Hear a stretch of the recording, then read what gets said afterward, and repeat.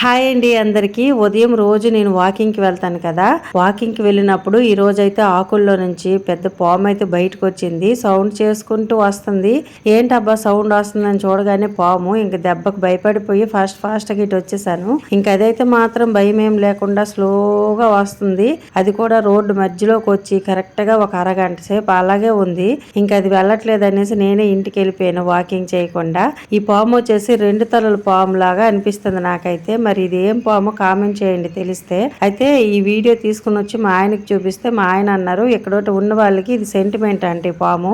ఈ 2 తలల పాము అంటే ఒక 6 నెలలకి ఒక తల నుంచి నడుస్తుందట, 6 నెలలకి ఇంకొక తల నుంచి నడుస్తుందంట. ఈ పాము ఏ పొలాల్లో అయితే తిరుగుతుందో వాళ్ళకంట లక్ష్మీదేవి వరుస్తుంది అనేసి నమ్ముతారంట ఎక్కడోటి వాళ్ళు. అందుకే ఈ పాము ఎక్కడ కనిపించినా కానీ నమస్కరిస్తారంట గాని అసలు చంపరంట. పాముల వాళ్ళకి కూడా ఫోన్ చేయరంట. ఈ రోజు అయితే లక్ష్మీదేవి పాము కనిపించింది.